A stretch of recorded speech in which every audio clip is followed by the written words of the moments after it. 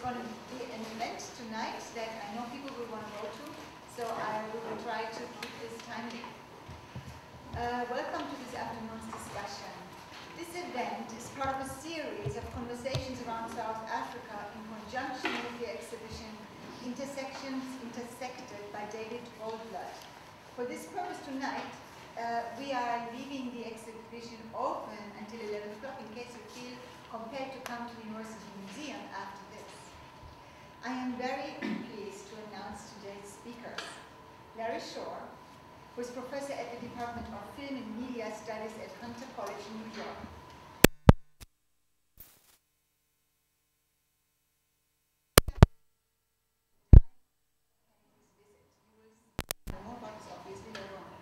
He obtained his BA at the University of Witwatersrand and was active in the National Union of South African Students.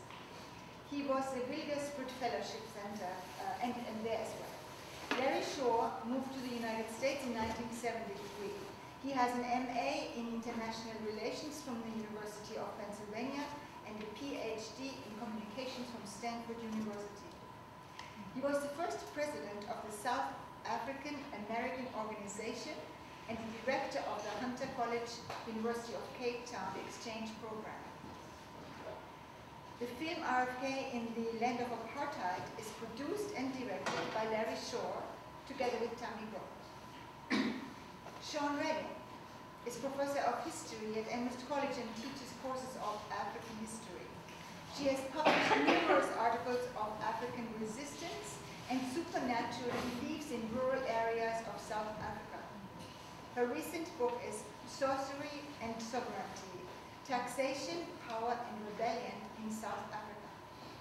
She is currently working on a project on the history of violence and gender issues in the rural areas of South Africa. John Higgins teaches at the Department of History, UMass. He is also a research fellow in the College of Human Sciences and the Department of History of the University of South Africa in Pretoria. He's the author of A Working Class in the Making, Belgian Colonial Labor Policy, Private Enterprise, and the African Mine Worker, 1907 to 1951. He has written a number of articles and book chapters on South Africa and the regional economic history of Southern Africa. Presently, he is completing a manuscript on the rural basis of support for various strains of Afrikaner nationalism entitled Winning the Peace, Claiming the Future for the Past, Collective Violence and Roots of Political Contestation in South Africa's Western Transvaal, 1900 to 1938. Finally, Steve Klingman, tonight's moderator. He's professor of English and director of the Interdisciplinary Seminar in Humanities and Fine Arts at the University of Massachusetts. He has also served as chair of the English department between 1994 and 2000. Stephen has published numerous books and articles on South Africa and South African history. Let's go. Thank you very much. Top row of lights back there, please.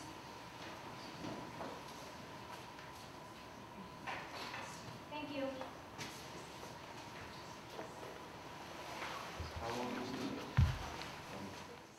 And put some chairs up in the front and we have an interesting discussion about apartheid and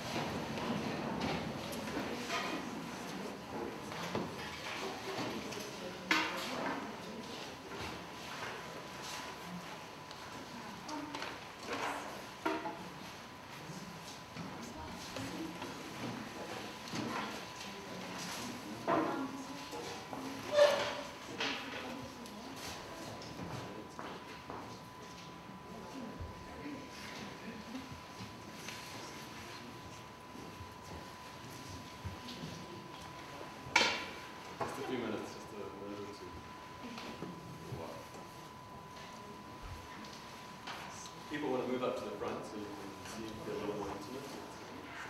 From the distance to the back there.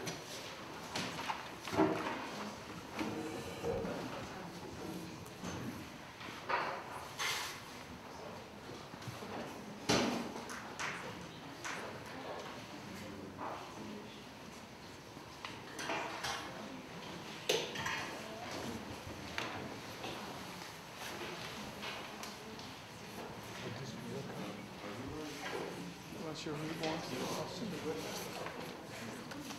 No, there's nobody's been sitting there the whole time.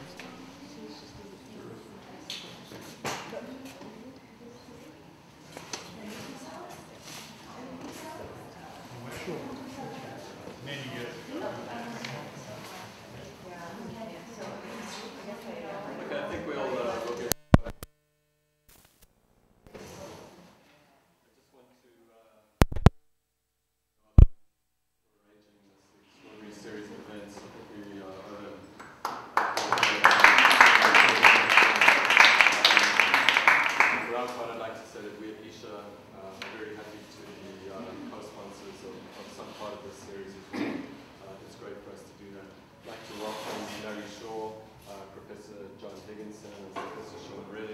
Larry's also a professor, and to welcome everybody here.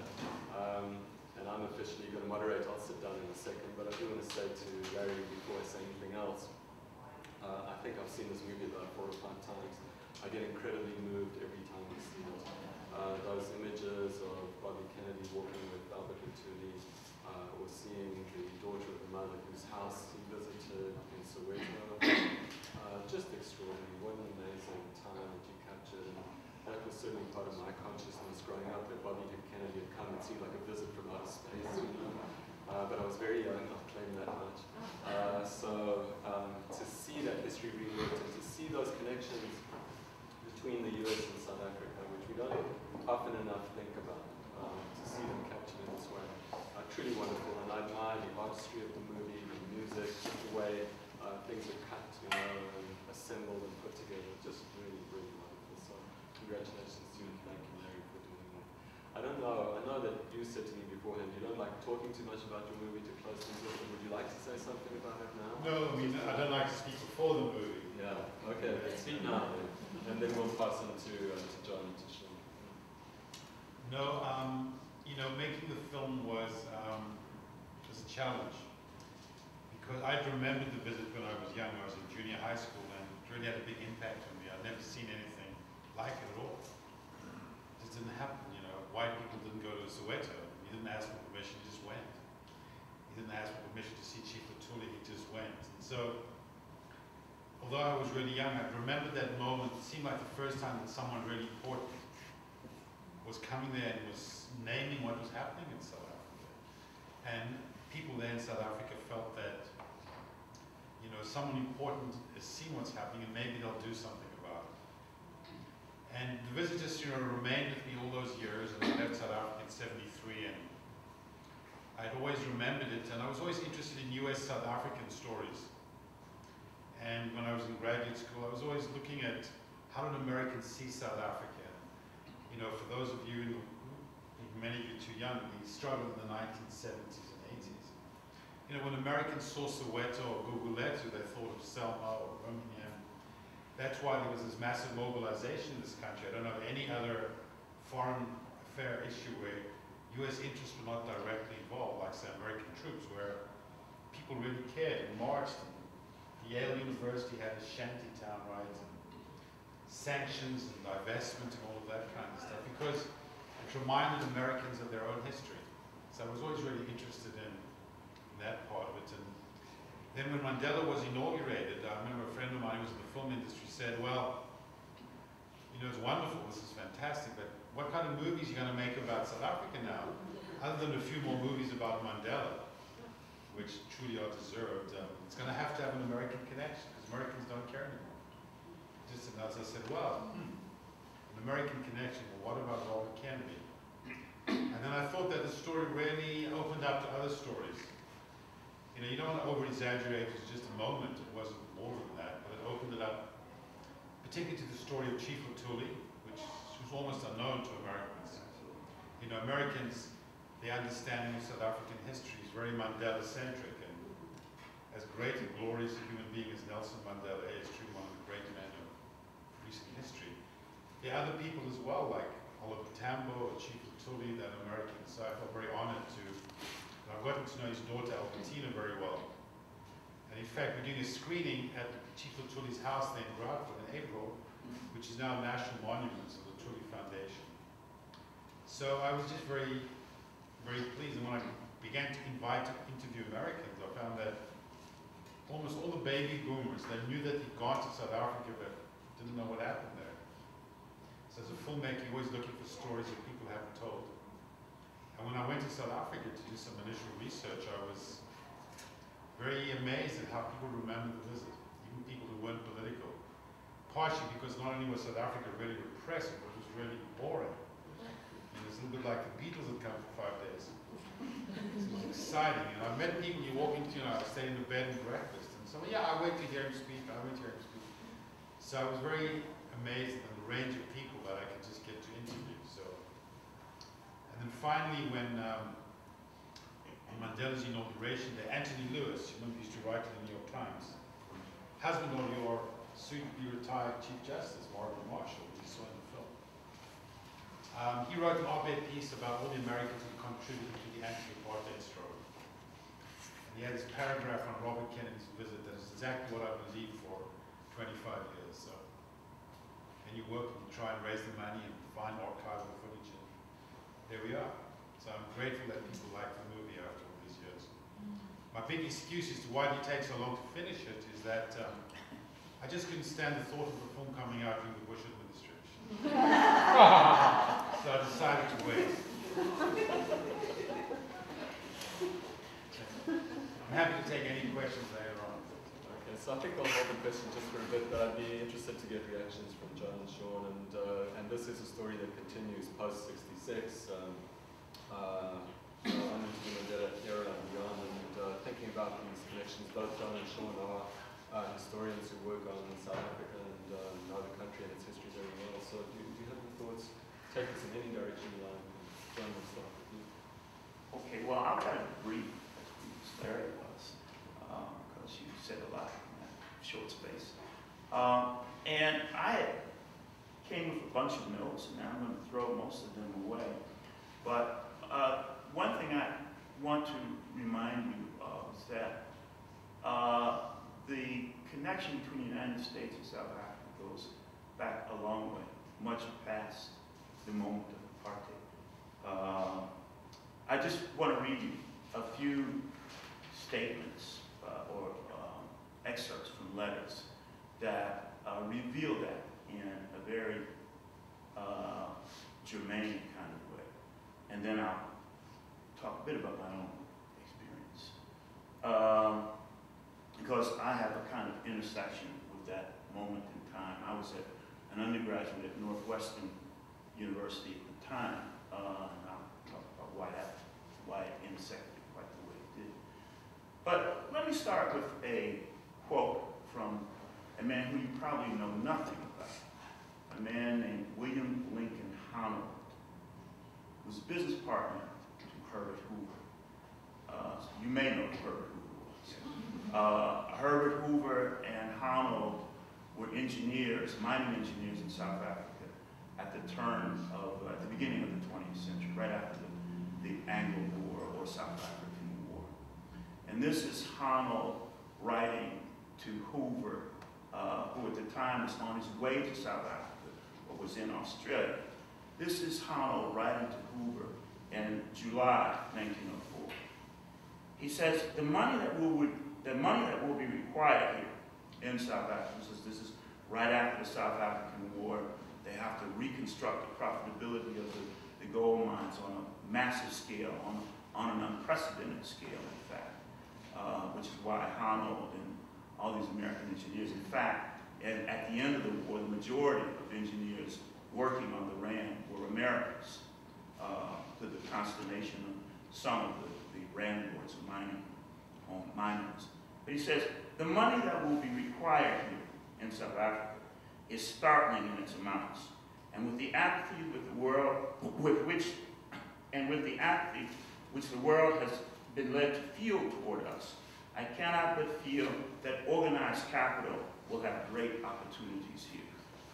Okay, that's William Howell in 1904, writing to Herbert Hoover, months before Hoover comes out to South Africa to shepherd what becomes known as the Chinese labor experiment, when some 70,000 indentured Chinese workers are brought to fill in the spaces that were abandoned by African mine workers who went on what amounted to a de facto general strike immediately at after the South African War ended.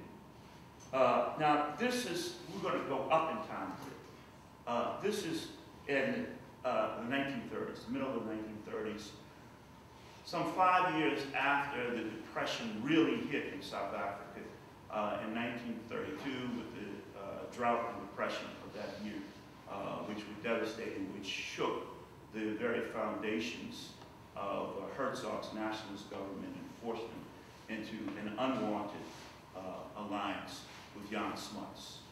And this is a letter that Thomas Lamont, and I often wondered, and especially now after seeing your film, if Robert Kennedy, during his time at Harvard, or afterwards, certainly after he'd come back from South Africa, had ever taken the time to go to the Houghton Library and read some of Thomas Lamont's correspondence, which is housed in the Houghton Library at Harvard and the Baker Business Library. So you can read this for yourself if you wish it. So you'll know that I'm not just selling you snake oil here, that this does actually exist. And this letter is dated June 1937. This is after something called the fusion government had been formed in South Africa, after the Nationalist Party, the National Party of that day, had merged with Jan Smuts' South Africa Party and formed a government for which Herzog was prime minister up until 1939, when he resigned under an array of circumstances that we won't talk about now, but were very significant.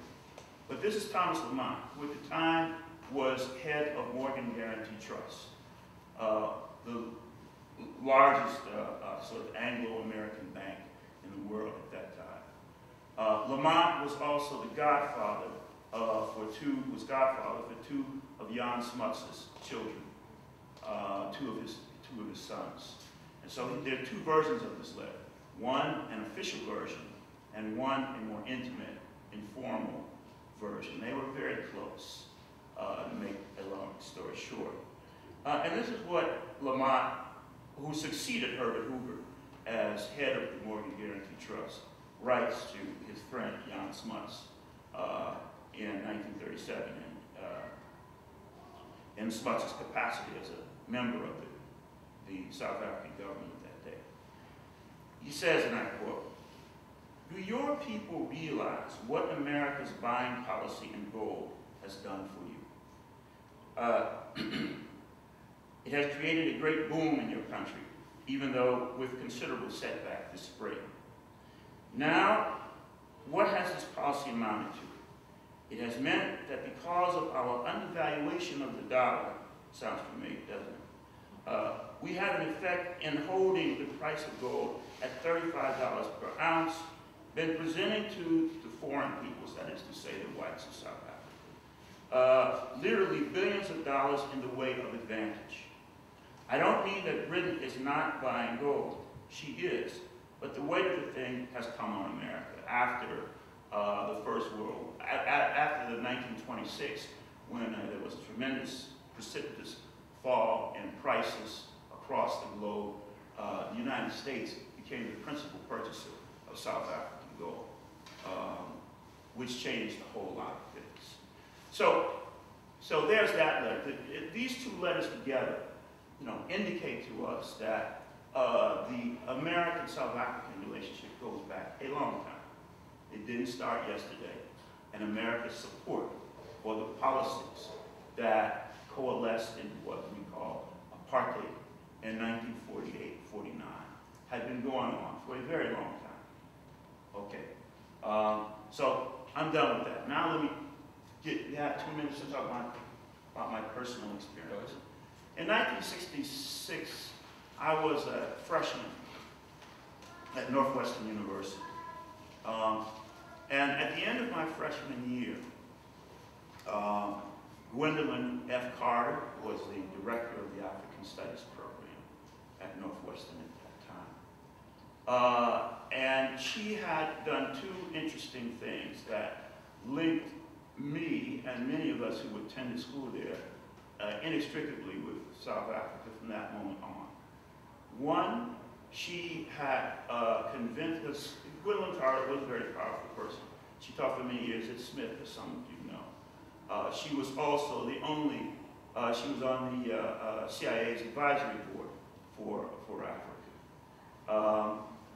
And so she opened up the Traffic Institute at Northwestern for the study of torture techniques for members of the Bureau of State Security in South Africa. We exposed that, a student group there, some years later, with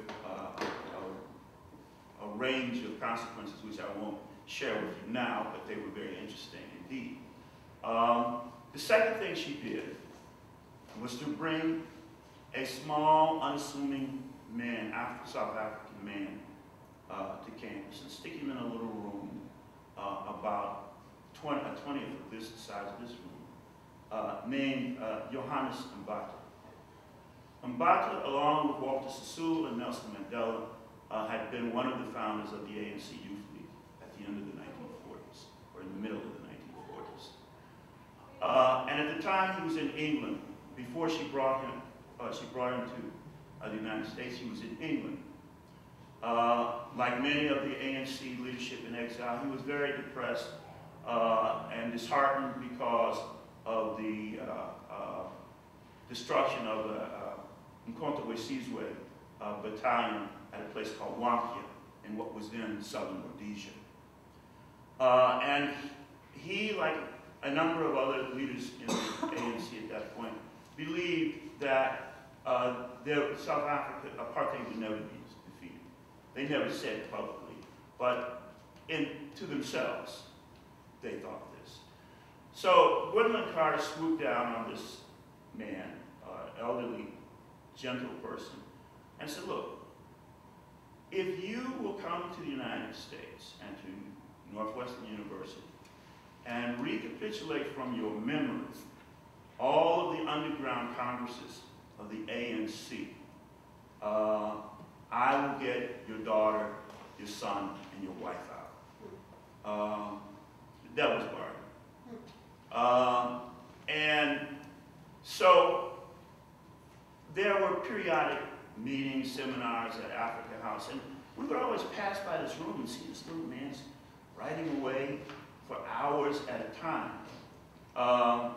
And so one day, we screwed up our courage. We asked the assistant director of the African Studies program, a man named Ibrahim Abulagai. Some of you may know that he used to do the Journal of Palestine Studies on a mimeograph machine down in his basement. And he was our kind of fifth column inside Africa House. And so we asked Ibrahim, I said, who's that little man in there writing day and night?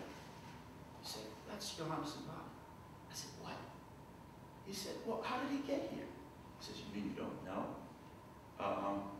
So he said, well, let's talk about it. Let's have lunch. So he explained the whole thing to us. Well, after that, after we exposed the fact that there were Bureau of State Security agents operating underneath the rubric of the Traffic Institute, Gwendolyn Carter, Professor Carter, Dr. Carter, deigned to let Johannes and Layla Mbata out of his little room. And afterwards, we came to know a lot about South Africa from that man. So that's my story. Wherever you look, there's a story. That's a good one, John. Thanks very much. Sure, some thoughts? I really enjoyed your talked to Americans, a lot of Americans knew that Bobby Kennedy had gone, but didn't really know much about it. I would fall firmly into that category, I think. And I really just thought it's a very moving story that she provided. And I think John's absolutely right, you know, the way in which the U.S. was, in many ways, very deeply implicated in the kinds of apartheid structures that developed post-1948, and of course the segregation that preceded apartheid. I mean, directly, not just in the economic ways that John was detailing, and I think those are extremely significant, obviously, but also, I mean, some of the framers of apartheid legislation and segregationist legislation really looked explicitly to the American case and drew certain lessons from what had happened in the United States and tried to frame, from their point of view, a more coherent framework of segregation and apartheid that would not have the same problems as white South Africans saw as the American system did. So there was a way in which they very, very directly drew on the American case, quite explicitly. And again, John is also quite correct that despite this kind of very hopeful moment that when Bobby Kennedy visited South Africa in 1966, the U.S. of course continued to be officially very deeply implicated in support for the apartheid regime. Some of it overt, some of it covert, all of it quite strong and quite necessary as far as the apartheid regime was concerned. And so in that sense, the visit by Bobby Kennedy is kind of it's an unusual moment in a lot of ways. I mean, it's unusual on a number of different levels too. And I think one of the things that struck me was how well he was received by the people whom he met. And I was thinking about it, and part of it I think was because he bypassed a lot of the really powerful people in South Africa. He bypassed the major ministers and that kind of thing, and rather went directly and tried to talk as much as he could directly to people without the kind of interference or intermediation of power structures. And especially when we're talking about black South Africans, I think it was the first time maybe that whites had actually talked with them and listened to them rather than talking at them and ordering them around, or attempting to anyway. And that was perhaps one of the few sort of genuine moments of connection that many may have had with somebody who really cared about them from the outside world, really cared about their position and their plight. And I think it's tragic, really, that it was just a moment. It was just a particular moment when he reached out, and then there was not much beyond that moment at that particular time. But I actually found it really intriguing the degree to which so many people seem to remember that this had happened and saw it as a high point of their lives, or in some cases, of course, it was perhaps the beginning of their lives, since a lot of them were named after Kennedy. But anyway, I think that's indicative of how few opportunities a lot of black South Africans had to actually make these kinds of meaningful political connections across a much broader kind of community. How did he manage to do that? I think he just didn't ask anybody's permission. Well, he was invited by this recess student organization. The year before, Dr. King had been invited by them, and he was turned down. And Bobby Kennedy knew that the students did not expect him to accept the invitation, but he did. He consulted very deeply with people who knew what was going on in South Africa, and they said it would be worthwhile, might be helpful. They thought for the longest time the South African government would never give a visa. But the South African government, they didn't like the fact that, America, some Americans criticized something like apartheid and stuff like that. But they never wanted to completely lose their contact with the United States. They thought he was going to be the next president of the United States. And the South African government always trying to appease, in some way, show the Americans, you might not like us, you don't like apartheid, but we'll stop the commies, from coming down and protect the sea route around the Cape, and we'll sell you our strategic minerals. So they always tried to play that dual game with him. And of course then they refused to meet with him when he came. And they didn't give him any security, which I think subsequently I found some of the junior members of the National Party said was a mistake. And emboldened him and gave him much more credibility with the opposition.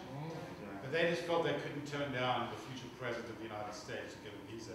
And he knew that he had a certain freedom to do what he liked and go where he wanted and do what they couldn't touch him, what were they going to say. Two totally unrelated questions, one as to the film and one as to South Africa. Regarding the film, what efforts did you make to interview Ethel Kennedy? I'm assuming she's still alive, otherwise it's an embarrassing question. And how close did you come and why did she not, and all the rest. The other question that I almost fear to hear what the answer is, but I'll ask it anyhow. What was the role of the Jewish community in South Africa during this entire period? I know Helen Sussman was there and we're always proud of her, but I just wonder in general what the role of the Jewish community was in terms of either supporting or opposing or fearing taking any position, those in South Africa, the Jews in South Africa. Well, the first question, I tried for the longest time to interview Ethel Kennedy. She doesn't do interviews, but I'm pleased to say I just got a fantastic letter from her 2 days ago, which I shared with Stephen, and where it brought back memories, and she appreciated that new generations of people would. She got a copy of the film. You sent her a copy. I had a screening in Washington in May with the Robert Kennedy Center for Justice and Human Rights, and I felt very privileged. She attended it with Kevin Kennedy. Wow.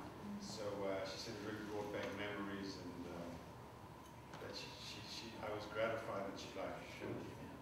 Being modest, it's a very, I mean, she's deeply moved by the movie, and it's very complimentary about the movie. Sounds very good. She doesn't do interviews, and she doesn't like to do interviews, and although she was on the trip. The South African Jewish community, I suppose like Jewish community everywhere, there was a conservative element. The guy who prosecuted Mandela was Jewish, but at the same time, many prominent Jews were in the anti-apartheid movement. Joe Slovo, famous communist, who was the head of MK, Kotu Sizwe, Helen Suzman, Albie Sachs. The Jews littered across the anti-apartheid movement. Generally speaking, they were probably to the left of where most white South Africans were in the student movement, etc., etc. But like everywhere, there's conservative Jews and there's liberal Jews, there's conservative Catholics and liberal Catholics. So did rabbis take positions, as far as you know? well, you asked me, there's a book that a friend of mine just wrote on the connection between Israel and apartheid South Africa.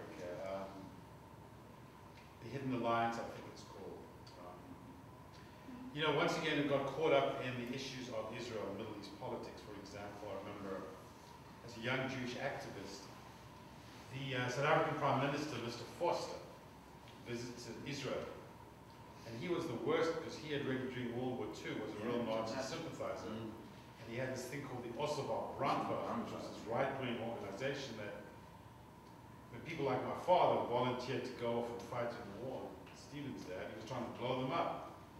And there he was, he not only was invited to go to Israel, but they took him to Yad Vashem, the Holocaust, and we said, this is unbelievable. How could you let this be? It's disgraceful.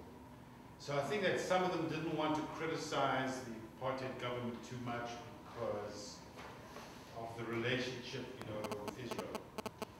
But on the average, whites who opposed apartheid were only a small minority. But generally speaking, I think you'd find Jews well represented in those anti-apartheid. But just a little footnote to that, because it just came through, I get a Google alert whenever Bram Fischer's name comes up. I've written a book on him, so I got this one, and Don asked me what I know what the connection was. But it said that a set of stamps had been issued in Liberia, Sierra Leone, and where else? One of those countries. Senegal? No, not Senegal. No. Liberia, Sierra Leone, and one other, of 12 South African Jewish anti-apartheid activists, including Hilda and Rusty Bernstein. Joe Slovo was not on the list, but Ruth First was on the list. I don't know why Joe Slovo wasn't there. And this is a set of official stamps that have been issued in these 3 countries. It's quite astonishing to me. I don't know quite what the route was for them to get that, but there you go. Remember as well, the National Party was quite anti-Semitic as well. It's only later on that they said, well, you're sort of white, so why don't you come out? Jews qualified as white, so they're I see. Very good. But Israel was a very big supporting partner of the apartheid regime. I mean, that's one of the issues there. I mean, especially as South Africa became more of a pariah nation internationally, Israel often provided access to arms and to oil reserves, which otherwise as did the United As States. the United States. And it was under Jimmy Carter that the United States ran interference for the first nuclear device that South Africa exploded close to Antarctica. You know, Israel had a lot of company in that respect. The one story that came out, I don't know if anybody's ever really ascertained the truth of this, was that when Nelson Mandela was arrested, when he was underground, that it was actually a CIA tuckle that got him arrested. On the other hand, you could imagine why the ANC and the South African Communist Party would say that, so it's really hard to tell that those stories circulate. What is the situation right now in South Africa after the demise of apartheid? What's happening now in terms of relations within the country? And maybe you want to make a comparison to a similar time in the United States after. Never been a similar time in the United States, nor in South Africa for that matter. We live in unprecedented times around the world. I think there's still, I mean, you know, one of the big differences that everybody always points to between the United States and South Africa, of course, is that Africans are the majority of the population in South Africa as opposed to African Americans being all the money. So I think that has made a lot of differences in terms of the pace and rate of change for Africans in society. I mean, yes, political rights were opened up rather dramatically, but in terms of economic rights, I mean, that is, it's been a hard push trying to bring some kind of economic equality, and it hasn't really happened in South Africa at this stage.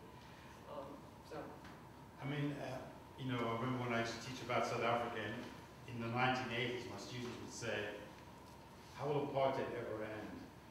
Now they say to me, how will it last so long? And it is quite remarkable. You know, how many people have been to South Africa recently?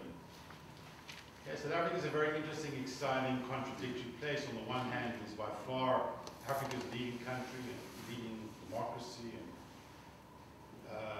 economic power, and hosted the World Cup soccer. What a big deal that was. You know, the only African country that can sort of do that. But South Africa is now into the, I call it the second phase of the post-apartheid era. It's been 20 years since Mandela was released, 16 years of democratic South Africa.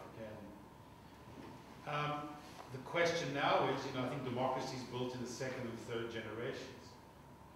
And we have to wait and see. I hope that the generations that follow Mandela will uphold, you know, the commitment to sort of democracy. The ANC does act a little bit like a party that's not worried about losing an election for the next 25 years. South Africa is a one-party democracy. It is a democracy. But they don't have to worry about losing elections anytime soon. Because, you know, that they will be seen by the generation that lived through apartheid as the party of liberation. But when the next generations, and it's a question of how strong the opposition is within the ANC, what kind of debates go on within the ANC. There's, and the other big issue, the economic issue. You go to South Africa, you really feel the power of the black middle class in South Africa. But it's not very big. The gap between black South Africans who made it and probably the biggest middle class in all of Africa, you feel it in Johannesburg. You know, they living very well, just like the whites did. They've got BMWs and fancy houses, and they've got servants, the whole shebang. But it's a class thing now. The gap between that middle class, black middle class, and the majority feel very left out and very alienated and quite frustrated that the ANC is, you know, living like fat cats. So it faces all the challenges that a liberation movement does when it now comes to power, and holding together the alliance of, on the left, COSATU, the Communist Party, and the mainstream economic sort of policies. So there's much debate within the ANC, and I think that keeps the debate thriving. But I think it's civil society is also keeping, you know, the ANC. You need opposition no matter what. And also there's 40% unemployment, officially. Right? So, I mean, that South Africa hasn't melted down altogether is a minor miracle. Now you imagine if there was 40% unemployment in this country. there would be no government, you know. So that people can still carry on under those circumstances, now close on to generation, is nothing short of amazing. You know, there was a black-led party last year, COPE, which for a while looked at it was going to be a sort of a black-led opposition, but it's had all kinds of internal feuding and fighting and stuff like that. So hopefully, you know, South Africa, I think if South Africa succeeds, it's enormously important. It'll lift the whole region, the whole continent. You can see a little bit of that enormous pride in Africa when South Africa did host the World Cup. Really a challenge to the stereotype, you know, organized and efficient, well planned, and everything went really, really well. So enormous identification with South Africa, I think, has been an important leader now in all of Africa. South Africa's taken some funny positions, that their refusal to put pressure on Mugabe is, I think, disgraceful. So it's this, but you know, there's a regular country now with regular problems. It's not this same thing. Mandela's now very old. So we'll see what Jacob Zuma gets up to. One more question, yeah. Well, all of this has come about because of because of the exhibit of gold glass. I was going to say, these gatherings and discussion here have been sort of, the Goldblatt exhibit has been a catalyst for them. But I'm kind of curious about the photographs of the Indian or the African photographer, I don't know if it was Indian or African photographer. Have those been shown around the world, or, you know, because he's somebody I know, Ernest Cole's work is coming to the United States, but he's somebody I just don't know. Peter Magubane is enormously renowned around the world, probably even more than David Goldblatt. But they come from that same generation, Peter Magubane, Alf Kamalo, what's that German photojournalist? Jürgen and Goldblatt. And Magubane probably took more political. As you know, David Goldblatt's pictures are so fascinating. That's the other side of daily life. But they are political in their own way. Yeah, in their own way, but yeah. There's not many pictures of like cops and police dogs and very different. That's why I think his photographs are so compelling. He showed what apartheid was like in terms of daily life, rural life, and how Afrikaners lived, and sort of all of that kind of stuff. And I think though, for me, and I saw the exhibit in New York, I haven't seen it. I think it's very fascinating because I think Goldblatt's showing the Afrikaners as being, you know, very much a part of, one of the other things for me about being in South Africa now, how much the Afrikaners have gotten on with it. The right wing, the ultra right wing is almost non-existent. And it's partially Mandela's credit for promoting reconciliation. But the Afrikaners are different to whites in the rest of Africa. They do have this indigenous sort of identification, which back then was horrible, but now it's made them able to adjust to the number of black South Africans I met who were running businesses. I mean, Afrikaners running businesses for black South Africans is extraordinary. In partnership. If you want to see a good sort of tranche de vie of Afrikaners and the way they live in South Africa and have lived, get a copy of Goldblatt's 51 Years and look at the section called Some Afrikaners. I mean, it's not political, but it is political. Magubane also has, I mean, there are some published collections of some of these photographs as well. And I mean, I think what's interesting considering with Goldblatt is Magubane could get certain kinds of photos that I think Goldblatt and other whites couldn't necessarily get. And get them in a slightly different Magubane way. could have got pictures of the That's right, National Magubane. Party No, Congress. that's right. Exactly. No, he's got one too. That's right. No, absolutely. Yeah. So I mean. Yeah, he probably couldn't have gotten into white rural, Right, you know, exactly. poor white farms. Right. Magubane was part of a generation of, which included black writers as well. well. Yeah. Who were doing very much the same thing through the 1950s, and but who also That's right, suffered writing for Drum Magazine. writing for Drum Magazine. And and drum's so- back up right now. Isn't it just back up in the last couple of months? No, I don't think, but there's a wonderful documentary made about Drum Magazine. I thought they did resurrect drum. Yeah, they did. I just Yeah. found something on it. I thought they did, yeah. Unfortunately, we're sort of reaching the end of our time, and I do feel this could go on for a very long time, and I kind of hate to draw it to a close, but I think I have to. I do want to say again what a marvelous movie this is, and how much we're ahead. And I also want to say that through the politics and the grandness of it all, there's also very much a personal story that emerges about Bobby Kennedy and what it meant to him. And as much as this was transformative for many, many South Africans, hundreds of thousands, you get the strong impression from the movie that it was transformative for Bobby Kennedy as well, and for the United States. And one more reason to lament the fact that he did not become that next president of the USA. And you think about the differences there might have been, and somehow that, in some way, the spirit of someone like G. Robert Lutuli would have been part of the presidency of the United States. I mean, that's an astonishing thought. I think it's good. I think South Africa would have been much higher up on the agenda. Yeah. I don't think we would have had to wait till the 1980s. But the US would have been a different place too, partly because of that South Africanism. So I just want to thank you again, Larry. I want to thank John Higginson and Sean Redding. Thank you all for coming out. Thank Eva and Loretta for running this wonderful series. Here we are. Applause for everybody.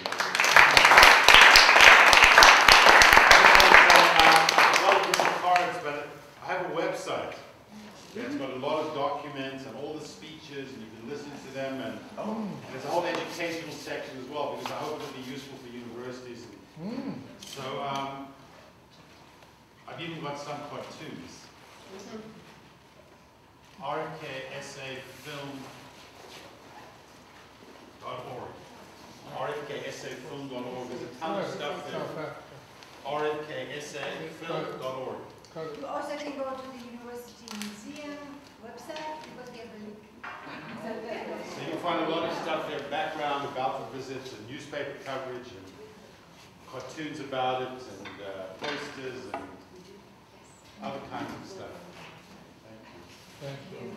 So the exhibition is open tonight until 7 o'clock in case you want to see some big pictures